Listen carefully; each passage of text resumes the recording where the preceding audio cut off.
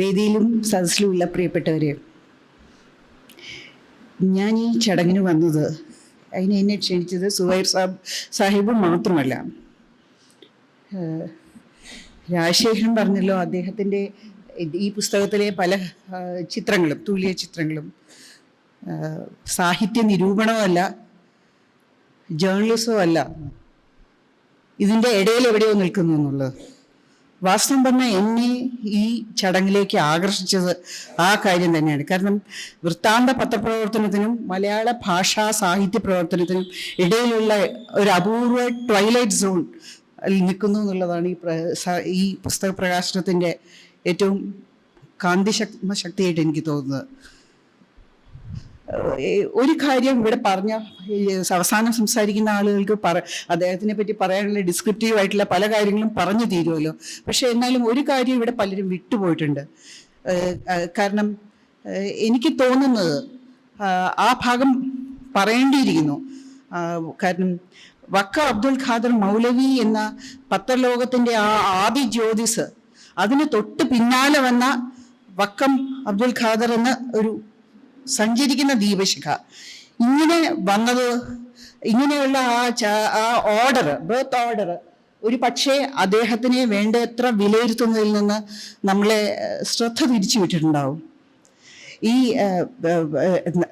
ഒരു 10-40 വർഷമായിട്ട് പത്രങ്ങളുടെ എഡിറ്റോറിയലിൽ എൻ്റെ ജീവിതം ചെലവഴിച്ച ഒരാളെന്നുള്ള നിലയിൽ കഥ, കവിത എന്നിങ്ങനെ സർഗസാഹിത്യങ്ങളുടെ ഇടയിൽ അതിൽ വ്യഗ്രതയുള്ള ഒരുവരുടെ ഇടയിൽ ഈ ഫംഗ്ഷനിൽ എനിക്ക് ആകർഷകമായി തോന്നുന്നത് ആ പിതൃപുത്ര ബന്ധവും കൂടിയാണ്.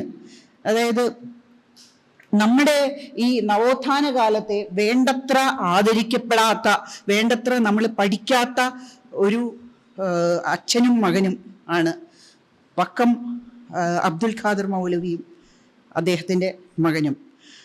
അദ്ദേഹത്തിനെ പറ്റി പറഞ്ഞാൽ ചിലപ്പോൾ പലപ്പോഴും നമുക്കറിയാം ഇവിടെ സ്വദേശാഭിമാനിയെ പറ്റി അനുസ്മരിക്കാനുള്ള വേദികളുണ്ട്. പലപ്പോഴും സ്വദേശാഭിമാനിയുടെ പത്രപ്രവർത്തനത്തിനോടുള്ള ആരാധനയിൽ നമ്മൾ വക്കം മൗലവിക്ക് വേണ്ടത്ര ക്രെഡിറ്റ് കൊടുക്കാതെ ഇരിക്കുന്നുണ്ടെന്ന് പോലും എനിക്ക് തോന്നിയിട്ടുണ്ട്. ഞാൻ ഒരു കാര്യം എന്നെ ഏറ്റവും ശ്രദ്ധേയമായിട്ടുള്ള തോന്നിയിട്ടുള്ളത്, പല ആളുകൾക്കും അറിഞ്ഞുകൂടാത്ത കാര്യം, തിരുവിതാംകൂറിൻ്റെ തലസ്ഥാന നഗരിയിൽ കണ്ണായ സ്ഥലത്ത് ഒരു സ്ഥലം വിറ്റ് കിട്ടിയ 10,000 രൂപ കൊണ്ടാണ് വക്കം മൗലവി സ്വദേശാഭിമാനി പത്രത്തിനുള്ള പ്രസ് വാങ്ങിച്ചത്. ഇപ്പോഴല്ല, 1905. ഈ 1905 10,000 രൂപ എന്ന് പറഞ്ഞാൽ എത്ര ഭീമമായ തുകയായിരിക്കണം എന്ന് ആലോചിക്കണം. അതായത് ഭൗതികമായ യാതൊരു റിട്ടേൺസും ഇല്ലാതെ അദ്ദേഹം ആ പ്രസ്സിനായിട്ട് നിക്ഷേപിച്ചത് സ്വാതന്ത്ര്യ തൃഷ്ണയ്ക്കും, സ്വാതന്ത്ര്യ സമര സേനാനിയായിരുന്നു, ജ്ഞാനതൃഷ്ണയ്ക്കും വേണ്ടി കൊടുത്ത ഒരു മോഹവിലയാണ് എന്ന് എനിക്ക് തോന്നുന്നു. പക്ഷേ അദ്ദേഹത്തിൻ്റെ യഥാർത്ഥ മഹത്വം അതും അല്ല. 1910 സ്വദേശാഭിമാനിയെ സർക്കാർ നാട് കടത്തിയ ശേഷം സ്വദേശാഭിമാനി രാമകൃഷ്ണപിള്ള കണ്ണൂർ താമസിക്കുമ്പോൾ അദ്ദേഹത്തിന് വളരെ സാമ്പത്തിക ബുദ്ധിമുട്ടുകൾ ഉണ്ടായിരുന്നിരിക്കും. ആ സമയത്ത് 2 മാസം കൂടുമ്പോൾ 1000 രൂപ ആൾവശം എത്തിച്ചു കൊടുക്കാൻ വക്കം അബ്ദുൽ ഖാദർ മൗലവി ശ്രദ്ധിച്ചിരുന്നു. ഇത് എന്നോട് പറഞ്ഞത് ഈ സ്വദേശാഭിമാനിയുടെ കൊച്ചുമകൾ അംബിക, സഖാവ് നേരത്തെ പരാമർശിച്ച കുമുദി അമ്മയുടെ മകള്, അമ്മയും മദ്രാസ് ക്രിസ്ത്യൻ കോളേജിൽ ഒരു ലൈബ്രറിയനായിരുന്നു, ആയിട്ട് റിട്ടയർ ചെയ്തു. അവരെ വിവാഹം കഴിച്ചിട്ടില്ല. ഈ അംബിക എന്ന് പറഞ്ഞ അംബിക ചേച്ചിയെ ഞാൻ മദ്രാസിൽ വെച്ച് 1984 അവരുടെ പോയി ചെന്ന് കാണാൻ, സംസാരിക്കാൻ സാധിച്ചു. അവരുടെ കൂടെ അമ്മയും ഉണ്ടായിരുന്നു. അവരുടെ സാന്നിധ്യത്തിൽ പറഞ്ഞതാണ്, അവര് തന്നെ പറഞ്ഞ അവർക്ക് എല്ലാ മാസവും 2 മാസം കൂടുമ്പോൾ പൈസ 10,000 രൂപ അയച്ചു കൊടുക്കുമായിരുന്നു. ഇത് 1910. അപ്പോൾ അത് നമ്മൾ ആലോചിക്കേണ്ടത്, ഇന്നത്തെ കാലത്ത് നിരന്തരം ജോലി ചെയ്തുകൊണ്ടിരിക്കുന്ന പത്രപ്രവർത്തകർക്ക് തന്നെ മാസവേതനം നൽകാൻ മടിക്കുന്ന മുതലാളികളുള്ള ഇന്നത്തെ വർത്തമാന കാലത്ത് ഇത്തരത്തിൽ ഒരു മാധ്യമ മുതലാളി, പൊട്ടിപ്പോയ ഒരു പത്രത്തിൻ്റെ മാധ്യമ മുതലാളി, അത് 1910 ഏത് ചാനൽ മുതലാളിയേക്കാളും ശ്രേഷ്ഠമായ ഒരു സാംസ്കാരിക ജ്യോതിസായിരുന്നു എന്ന് നിസ്സംശയം പറയാം. ഇനി പുത്രൻ അബ്ദുൽ ഖാദറിലേക്ക് വന്നാൽ ഇതൊരു കൺഫ്യൂഷൻ ഉണ്ടാകുന്നുണ്ട്. കാരണം അച്ഛൻ്റെയും മകൻ്റെയും പേര് അബ്ദുൽ ഖാദർ എന്നായതുകൊണ്ട് ചരിത്രം പഠിക്കുന്നവർക്ക്, സാഹിത്യ വിദ്യാർത്ഥികൾക്കൊക്കെ ഒരു വല്ലാത്ത കൺഫ്യൂഷൻ ഉണ്ട്. അവർ പലപ്പോഴും സംസാരിക്കുമ്പോഴും പ്രസംഗവേദികളിലും ആളുകൾ തെറ്റായി പരാമർശിക്കുന്നത് പോലും ഞാൻ കണ്ടിട്ടുണ്ട്. അപ്പൊ ഈ പിതാവ് വക്കം മൗലവി എന്ന നവോത്ഥാന പ്രതിഭയുടെ ആ പ്രകാശ പ്രചുരിമയില് ഈ അത്ര ശ്രദ്ധിക്കപ്പെടാതെ പോയി ഒരു പക്ഷേ എന്ന് പറയാം. എന്നാൽ ഇദ്ദേഹം വക്കം അബ്ദുൽ ഖാദർ അദ്ദേഹം പ്രസ് നടത്തുകയും സ്വാതന്ത്ര്യ സമരത്തിൽ ഏർപ്പെടുകയും മറ്റു പ്രവർത്തനങ്ങളിൽ തിരുവിതാംകൂറിൽ, അതായത് തിരുവനന്തപുരം വക്കം മേഖലയിൽ അദ്ദേഹം ഏതാണ്ട് കേന്ദ്രീകരിച്ചപ്പോൾ ഈ മകൻ ഒരു സഞ്ചാരി കൂടിയായിരുന്നു. ഈ സാഹിത്യം സമ്മേളനങ്ങൾ നടക്കുന്ന സ്ഥലത്ത് പോവുക, അതിലൊക്കെ മീറ്റ് ചെയ്യുക ഒക്കെ ചെയ്യുന്ന. അപ്പൊ ഈ ജ്യോതിസിന്റെ മുമ്പിൽ ഇദ്ദേഹം ഒരു സഞ്ചരിക്കുന്ന ദീപശിഖ പോലെയാണ് പ്രവർത്തിച്ചത്. അത് ഞാൻ വെറുതെ പറഞ്ഞതല്ല. അപ്പൊ സഞ്ചരിക്കുന്ന കാളിദാസന്റെ പ്രയോഗമാണ് സഞ്ചരിക്കുന്നത്. അത് കാരണം ഈ തൂലികാ ചിത്രങ്ങൾ വരുമ്പോൾ കാളിദാസന്റെ ഭാഷ കടമെടുത്ത് പറഞ്ഞാൽ ഈ സഞ്ചരിക്കുന്ന ദീപശിഖ എന്ന് പറഞ്ഞാൽ ഇന്ദുമതി സ്വയംവരത്തില് ഇന്ദുമതി ചെല്ലുമ്പോൾ ഓരോ രാജാക്കന്മാരുടെ മുഖത്ത് വെളിച്ചം തെളിഞ്ഞു എന്ന് പറഞ്ഞു. അതുപോലെ ഈ ചിത്രങ്ങൾ ഇത്രയും അദ്ദേഹം സഞ്ചരിച്ച്, അദ്ദേഹം കണ്ട, അദ്ദേഹം പരിചയപ്പെട്ട, അദ്ദേഹം സംസാരിച്ചും സ്വാധീനിച്ചും പഠിച്ചും ചെയ്ത എഴുത്തുകാരുടെ വ്യക്തിത്വങ്ങളെ കുറിച്ചിട്ടുള്ള ചിത്രങ്ങൾ, ബഹുമുഖ വ്യക്തിത്വങ്ങളെ അവർ വളരെ അടുത്തുപോയി അവരിലേക്ക് പ്രകാശം വീശുകയാണ് അദ്ദേഹം ചെയ്തിരുന്നത്. അതിൽ നമ്മൾ വായിച്ചു നോക്കുമ്പോൾ അറിയാം, അനേകം ഫാസറ്റ്സ് ഉള്ള ഒരു ഡയമണ്ട് പൊക്കി നോക്കിയിട്ട് അതിൻ്റെ റിയൽ ഫേസ് ഏതാണ് ചോദിക്കുന്നത്. രത്നമേ നിന്റെ മുഖം ഏത് എന്ന് ചോദിക്കുന്നത് പോലെയാണ് അതിൽ പല ലേഖനങ്ങളും എഴുതുന്നത്. അതിൽ സാനുമാഷാണെന്ന് തോന്നുന്നു, സാനുമാഷിന്റെ അവതാരികയിലാണെന്ന് തോന്നുന്നു എഴുതുന്നത് ഒരുപാട് ബാഹ്യ വർണ്ണനകൾ. സാധാരണഗതിയിൽ ഈ തൂലികാ ചിത്രങ്ങളില്ലാത്തൊരു ഈ എഴുത്തുകാരെ കുറിച്ചിട്ടുള്ള ബാഹ്യ വർണ്ണനകളുണ്ട്. ബാഹ്യവർണ്ണനകളും വേണമല്ലോ. ഈ ഉപന്യാസങ്ങളുടെ ബാഹ്യവർണ്ണനകളിൽ, അവരുടെ അന്തർലോക ചിന്തകളിൽ, അപഗ്രഥനങ്ങളിൽ, ഇതിലെല്ലാം കൂടി അദ്ദേഹത്തിന്റെ കൂടുതൽ അവരെ അടുത്ത് നമ്മളെ പരിചയപ്പെടുത്താനുള്ള ആ ത്വര അതിൽ മുഖരിതമാണ്. ഈ പുസ്തകത്തില് 24 വ്യക്തിചിത്രങ്ങളുണ്ട്. ഇതിൽ ഓരോരുത്തരെയും ഞാൻ വായിച്ചു നോക്കിയപ്പോൾ നിങ്ങൾ പലരെ പോലെയും എനിക്കും പരിചിതരാണ്. എനിക്ക് വേറൊരു തലത്തിൽ പോലും ഇതിൽ പല ആളുകളെയും അറിയാം.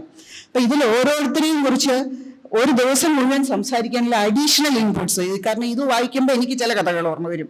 എൻ്റെ വീട്ടിൽ പല ആളുകളും പറഞ്ഞു കേട്ടിട്ടുള്ള ചില കഥകൾ ഓർമ്മ വരും.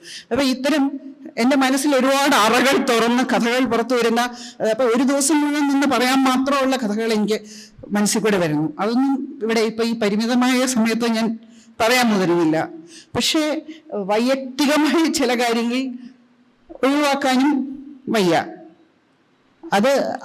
അതിലാരെ കുറിച്ചിട്ടുള്ള ചിത്രത്തിനാണെന്ന് നിങ്ങൾക്ക് തീർച്ചയായിട്ടും ഊഹിക്കാമല്ലോ. അതെ, അതിൽ രണ്ടാമത്തെ പുസ്തകമായിട്ട് ഇതിൽ 3 പുസ്തകങ്ങളുണ്ട്. 3 പുസ്തകങ്ങൾ ചേർന്ന പുസ്തകമാണ്. അതിൽ രണ്ടാമത്തെ പുസ്തകമായ ചിത്രദർശിനി എന്ന ഭാഗത്തിലെ 9ാം ചിത്രം, അത് ആ 2ാം പുസ്തകത്തിലെ അവസാന ചിത്രം, അത് ഒരു സ്ത്രീയുടേതാണ്. 24 ചിത്രങ്ങളിൽ ഒരു സ്ത്രീയേ ഉള്ളൂ. അതിൽ അത്ഭുതമില്ല. കാരണം 1970 മുമ്പ് 1950s ആ കാലഘട്ടങ്ങളിൽ എഴുതിയ പുസ്തകങ്ങളിൽ ഒരു സ്ത്രീ പുസ്തകങ്ങളിൽ ഉണ്ടല്ലോ എന്നുള്ളതാണ് ഏറ്റവും വലിയ അത്ഭുതം. അതുകൊണ്ട് നമുക്ക് ഇപ്പൊ തന്നെ നമുക്കറിയാം, പുരോഗമന ഇച്ഛയുള്ളവര് താങ്കളുടെ വേദികളിൽ ടോക്കണിസമായിട്ട് മാത്രമാണ് ഒരു സ്ത്രീയെ ഉൾപ്പെടുത്തുന്നത്. അപ്പൊ തന്നെ സദസ്സിലിരുന്നോള്. ഇപ്പൊ ഞാൻ പല വേദികളിലും പല ഫംഗ്ഷൻസിനും പോകുമ്പോൾ അറിയാം, സദസ്സിലിരുന്നോളാം ഞാൻ പറയും. ചിലപ്പോൾ വേദിയിലെ തിരക്ക് കാണുമ്പോൾ, പുരുഷാരം കാണുമ്പോൾ, അപ്പൊ അവര് പറയും ഇപ്പോഴത്തെ സ്ഥിതി. അപ്പൊ അവര് പറയും അല്ല, കയറി വരണം, കാരണം ഒരു പ്രസൻസ് വേദി ഇരുന്നോളെന്ന് പറയും. കാരണം എന്താ, സംസാരിക്കാൻ അവസരം ഉണ്ടാവില്ല, ഒരു സാന്നിധ്യം വേണം. എന്താന്ന് വെച്ചാൽ ഒരു ഫോട്ടോ ഓപ്പ് വേണം. കാരണം എന്താണെന്ന് വെച്ചാൽ ഞങ്ങളും ഒരു സ്ത്രീയെ ഉൾക്കൊണ്ടു എന്നുള്ളൊരു ടോക്കണിസം, അതാണ് പറഞ്ഞത്, ടോക്കണിസം. അതുകൊണ്ട് പക്ഷേ വക്കം അബ്ദുൽ ഖാദർ ലളിതാംബിക അന്തർജനത്തെ കുറിച്ച് എഴുതുമ്പോൾ അത്തരം പ്രകടനങ്ങൾ, അത്തരം ടോക്കണിസം ഒന്നുമല്ല, തീർത്തും ആത്മാർത്ഥമായ ഒരു ചങ്ങാത്തത്തിന്റെ ബഹിഷ്പുരണമായിരുന്നു അത്. നേരത്തെ പറഞ്ഞ പോലെ എൻ്റെ മുത്തശ്ശിയാണ്, എൻ്റെ അച്ഛൻ്റെ അമ്മയാണ് ലളിതാംബിക അന്തർജനം. അതുകൊണ്ട് എൻ്റെ കുടുംബത്തിൽ നിന്ന്, മുതിർന്നവരിൽ നിന്ന് ലളിതാംബി അന്തർജനത്തിൽ നിന്നും എൻ മോഹനിൽ നിന്നും അദ്ദേഹത്തിന്റെ ചേട്ടൻ എൻ ഭാസ്കരകുമാർ എൻ്റെ വല്യച്ഛനിൽ നിന്നുമൊക്കെ ഈ അബ്ദുൽ ഖാദറിനെ കുറിച്ചും ഒരു ചിത്രം എൻ്റെ മനസ്സിലുണ്ട്. അപ്പൊ അദ്ദേഹത്തിന്റെ ഫോട്ടോ കാണുമ്പോൾ എൻ്റെ വീട്ടിലെ വളരെ അടുപ്പമുള്ള ആരോ എന്നുള്ളൊരു തോന്നൽ, ഒരു ഡെജാവു എനിക്ക് ഉണ്ടാകുന്നുണ്ട്. ആ ഉണ്ടാകുന്നത് ഒരു പക്ഷേ ഈ ഭാവസ്ഥരാണി ജനനാന്തര സൗഹൃദാനി എന്നൊക്കെ പറയുന്ന വലിയ തത്വമൊക്കെ വെച്ചിട്ടുള്ള അതാണോ എന്ന് എനിക്കറിയില്ല. പക്ഷെ ഒരു പക്ഷേ ഞാൻ ശരിക്കും കണ്ടിട്ടുണ്ടോ എന്ന് പോലും എനിക്കറിയാം. കാരണം മുത്തശ്ശിയുടെ ഷഷ്ടിപൂർത്തി ആണ് എനിക്ക് ഓർമ്മയുള്ള ആദ്യത്തെ ഒരു ഇവന്റ്. ആ ഷഷ്ടിപൂർത്തിയുടെ സമയത്ത് തീർച്ചയായിട്ടും ഇത്ര അടുപ്പമുള്ള ഒരാളായ, അതായത് മുത്തശ്ശിയുടെ ഷഷ്ടിപൂർത്തി നടന്ന സമയത്ത് രാമപുരം എന്ന ഗ്രാമം ഷഷ്ടിപൂർത്തി കൊണ്ടാടി. നാട്ടിലുള്ള ഒരുപാട് സാംസ്കാരിക നായകന്മാർ വന്നു. അതൊക്കെയാണ് എൻ്റെ ഓർമ്മയിലുള്ളത്. അന്ന് കണ്ട ഒരു മുഖം ഈ ഫോട്ടോയിലെ ആളുമായിട്ട് എനിക്ക് നല്ല പലതവണ അവിടെ വെച്ച് കണ്ടിട്ടുള്ള ഈ മുഖം ആണ്. അപ്പം ഞാൻ കണ്ടിട്ടുണ്ടാവണം ആരാണെന്ന് അറിയാതെ. അത് കഴിഞ്ഞ് പിന്നെ വളരെ കാലം ലളിതാംബിയെയും അബ്ദുൽ ഖാദറും തൂലിക മന്ത്രങ്ങളായിരുന്നു. അത് കഴിഞ്ഞല്ല, പണ്ടേ ആയിരുന്നു. എനിക്കും ഞാൻ അറിയുന്നതിന് മുമ്പേ ആയിരുന്നു. അപ്പൊ തൂലിക മിത്രങ്ങളായിട്ടാണ് ഇവർ തമ്മിൽ കൂടുതൽ സൗഹൃദം. അത് കഴിഞ്ഞ് പിന്നീട് പാലായിലെ രാമപുരത്ത് ഞങ്ങളുടെ വീട്ടിലും അദ്ദേഹം സന്ദർശിച്ചിട്ടുണ്ട്. തൂലിക മിത്രം അല്ലാതെ ഇപ്പോഴത്തെ ഭാഷയെ പറഞ്ഞ ഓൺലൈൻ ഫ്രണ്ടിനെ ഓഫ്ലൈൻ ആക്കി. അങ്ങനെ വളരെ പക്ഷേ അതേസമയം അതിനെക്കുറിച്ച് നമ്മൾ ഒരുപാട് സംസാരിച്ചിട്ടില്ല. കാരണം എന്താണെന്ന് വെച്ചാൽ യാഥാസ്ഥിതികമായ രണ്ട് കമ്മ്യൂണിറ്റികളിലെ പുരുഷനും സ്ത്രീയും ഏതാണ്ട് സമപ്രായക്കാരായ രണ്ടുപേര് തമ്മിലുള്ള സൗഹൃദം എന്നുള്ള നിലയിൽ ഒരു വിശാല സമൂഹം ആ ബന്ധത്തിനെ ഒട്ടും പ്രോത്സാഹിപ്പിച്ചില്ല എന്ന് സ്പഷ്ടമാണ് എഴുത്തുകൾ. കാരണം നമ്മുടെ കയ്യിൽ അബ്ദുൽ ഖാദറിൻ്റെ 1-2 കത്തുകളുണ്ട്. അത് കഴിഞ്ഞ് ഉണ്ടായ പല കാര്യങ്ങളും നമ്മൾ അതിനെപ്പറ്റി ചർച്ച ചെയ്യാറും ഒക്കെ ഉണ്ട്. അപ്പം എന്തൊക്കെയോ ഉണ്ടായിട്ടുണ്ട് ആ കാലഘട്ടങ്ങളിൽ, എന്തൊക്കെയോ പൊട്ടിത്തെറികൾ എവിടെയൊക്കെയോ എന്തൊക്കെയോ ഉണ്ടായിട്ടുണ്ട്.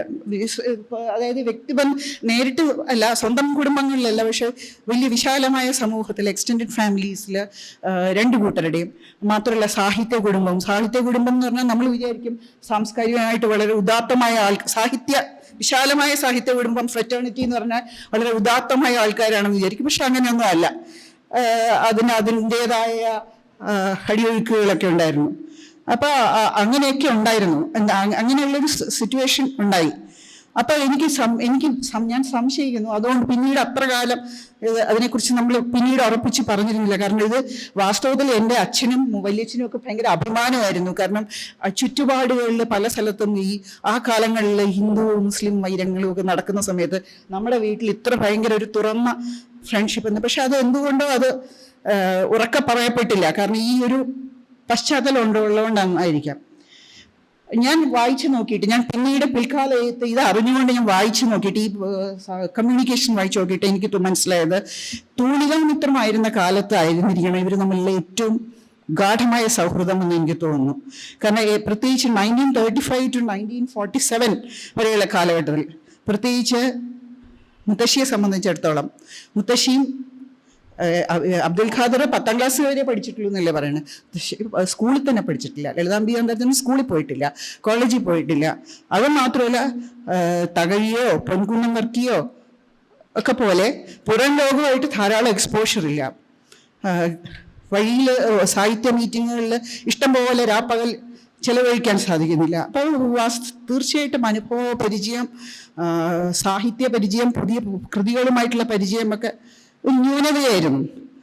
അപ്പോൾ അത് മാത്രമല്ല, കേസരി ബാലകൃഷ്ണപിള്ളയുടെ കാര്യം പറഞ്ഞു. കേസരി ബാലകൃഷ്ണപിള്ളയുടെ സാംസ്കാരിക സദസ്സിൻ്റെ വായനാ പരിസരം അന്നത്തെ പല പുരുഷ എഴുത്തുകാർക്കും ലഭിച്ചപ്പോൾ, തകഴിയെ പോലെയല്ല, പ്രത്യേകിച്ച് തകഴി കേസരി ബാലകൃഷ്ണപിള്ളയുടെ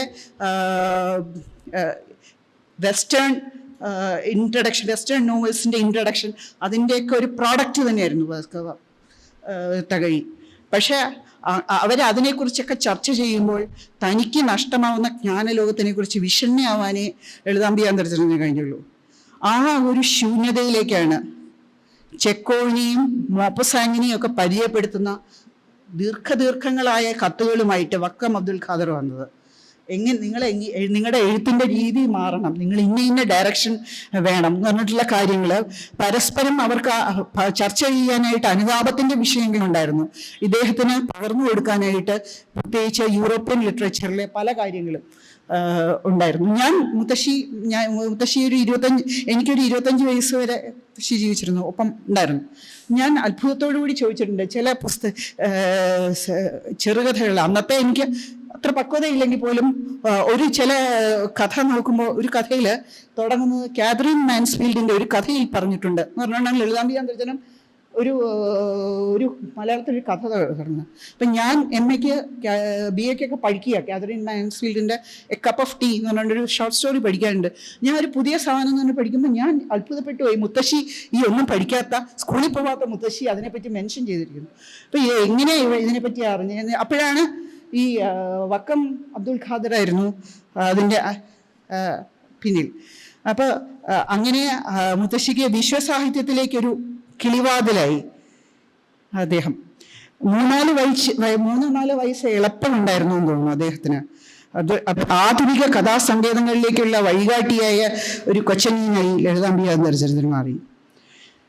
അപ്പോൾ സർഗഭാവന മാത്രം കൈമുതലായിരുന്ന ലളിതാംബികാന്തർജനത്തിൻ്റെ തൂവലിന് പുതിയ പാതകൾ കാത്തിക്കൊടുത്തതിൻ്റെ ക്രെഡിറ്റ് അദ്ദേഹത്തിന് കൊടുക്കേണ്ടത് തന്നെയാണെന്ന് എനിക്ക് തോന്നുന്നു.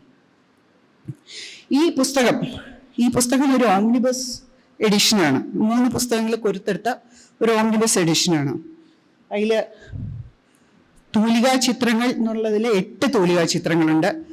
ചിത്രദർശിനി 9, ചിത്രമണ്ഡപം 7. കേവലം ഒരു പുസ്തക പ്രകാശന ചടങ്ങല്ല ഇത് നമ്മളിരിക്കുന്നത്.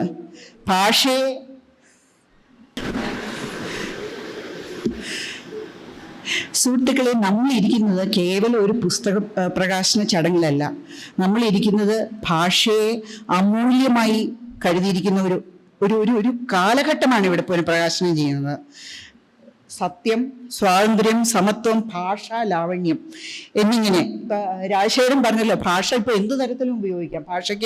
ഭാഷയ്ക്ക് സൗന്ദര്യം വേണമെന്നില്ല, ശരിയായ പ്രയോഗങ്ങളാവണമെന്നില്ല. ഇപ്പൊ സത്യം, സ്വാതന്ത്ര്യം, സമത്വം, ഭാഷ, ലാവണ്യം, സൗന്ദര്യം ഒരു മൂല്യമായി എടുക്കുമെങ്കിൽ ഭാഷാ സൗന്ദര്യം എന്നിങ്ങനെ നിത്യനിർമ്മലമായ ചില മൂല്യങ്ങളാണ് ഈ 2 കവറുകൾക്കിടയിൽ അടക്കം ചെയ്ത് പുതുതലമുറയ്ക്ക് വേണ്ടി പ്രകാശനം ചെയ്യുന്നത്. വക്കം മൗലവി തന്നെ 120 വർഷം മുമ്പ് പുരയിടം വിറ്റ് 10,000 രൂപയ്ക്ക് അച്ചടി പ്രസ് വാങ്ങിച്ച പോലെ ഏതാണ്ട് എൻ്റെ അറിവിൽ 75,000 രൂപയോളം ചെലവഴിച്ച് പ്രീമിയം പേപ്പറിൽ ലൈറ്റ്, അത് സാധാരണഗതിയിൽ ഇത്രയും അച്ചടിക്കുമ്പോൾ കുറച്ചുകൂടി കനം ഉണ്ടാവേണ്ടതാണ് പേപ്പറിൽ, പക്ഷെ ലൈറ്റ് വെയ്റ്റ് പ്രീമിയം പേപ്പറിൽ ആണ് അടിച്ചിരിക്കുന്നത്. അത്രയും പൈസ ഇൻവെസ്റ്റ് ചെയ്ത് അത്രയും ഗുണനിലവാരം നോക്കി 256 പേജുള്ള ഈ പുസ്തകം ഇറക്കുകയാണ് അബ്ദുൽ ഖാദറിൻ്റെ മകൻ സുഹൈൽ സാഹിബും ആൽഫ ചേച്ചിയും ചെയ്തിരിക്കുന്നത്. A good book is the precious life blood of a master spirit embalmed and treasured up for the purpose of a life beyond life എന്ന് പറഞ്ഞത് ജോൺ മിൽട്ടൺ ആണ്. അദ്ദേഹത്തിൻ്റെ ജീവരക്തം, ഹൃദയരക്തം മറ്റു തലമുറകളിലേക്ക് കൈമാറുന്ന ഒന്നാണ് ഈ പുസ്തകം. സുഹൈൽ സാഹിബിനും ശ്രീ ഹാഷിം ആൽഫ ഹാഷിമിനും ഹിഷാം ആൽഫ ഹാഷിമിനും അജീർ കുട്ടിക്കും, അല്ലേ അദ്ദേഹത്തിൻ്റെ പേര്? അല്ല, അജീർ കുട്ടി പോയി കുട്ടിക്കും ഈ സാംസ്കാരിക പ്രയത്നത്തിന് ഉള്ളഴിഞ്ഞ അഭിവാദ്യങ്ങൾ. ഈ പ്രകാശനത്തിന് സാക്ഷ്യം വഹിക്കാൻ സാധിച്ചതിൽ വേദിയിലുള്ളവരോടും സദസ്സിലുള്ളവരോടുമൊപ്പം ഞാനും വളരെയേറെ അഭിമാനിക്കുന്നു. നന്ദി, നമസ്കാരം.